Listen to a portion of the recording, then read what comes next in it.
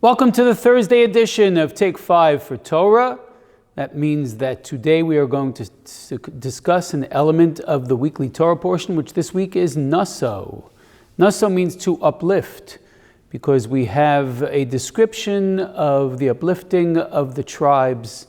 In last week's parsha we started with one son of Levi. This week we have two other sons of Levi. But we also have at the end of the parsha the 12 Nesiim who brought their gifts at the time of the initiation of the sanctuary. And the first gift was brought by Nachshon ben Aminadav. He brought a very elaborate korban. It takes a lot of time to describe. And that was his gift to go first, because Chazal tell us he was the first to jump into the Yam Suf when everyone was hemming and hawing about what to do with the upcoming Egyptians. He jumped in even before the sea was split, and as a reward, he got to offer first for his tribe of Yehuda. And now, drumbeat. The next tribe was Yisachar. Yisachar traveled in the desert along with Yehuda, and his head of tribe got to offer the second korban, Nesanel ben Tzuar. And I say a drum roll because what will Nesanel ben Tzuar do?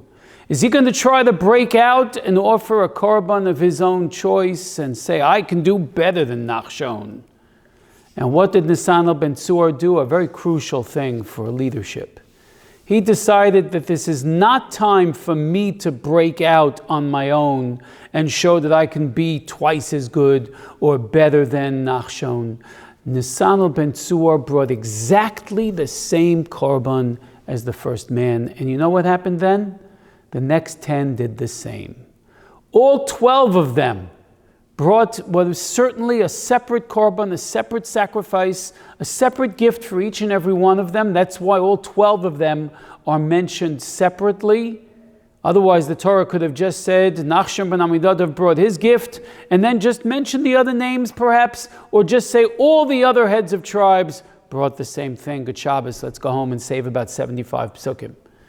Instead, the Torah describes each and every one of them, for it was a separate type of sacrifice. A gift of one is not the same as a gift of the other, and each one is mentioned separately. Now, leadership requires us to balance that type of reaction with the times where it's absolutely necessary to break new ground.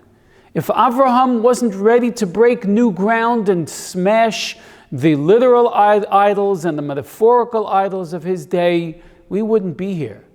And Moshe had to know when to break with protocol. When he looked this way and that way, he saw no man looking and said, this is what goes on? This passes through every day in Egypt, that Hebrews are beaten like this?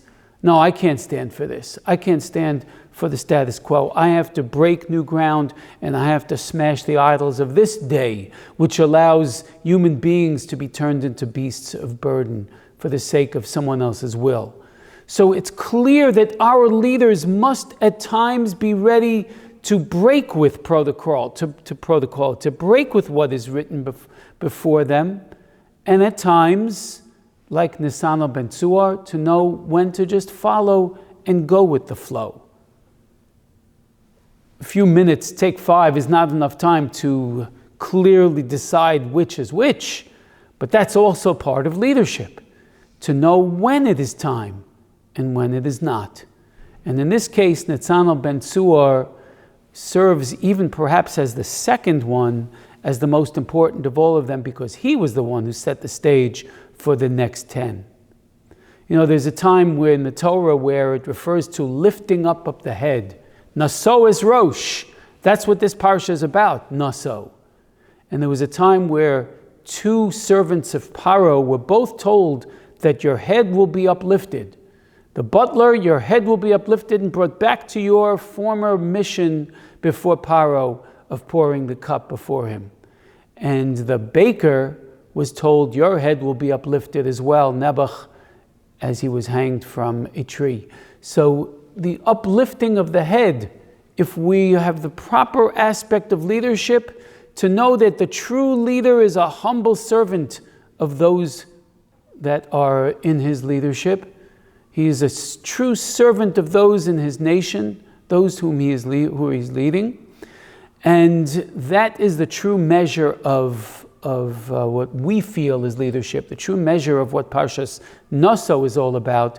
Let us remember Zachor Nesanel ben Tzuar Latov for his leadership in standing straight with Nachshon ben Aminadav, and then all 10 after him followed him.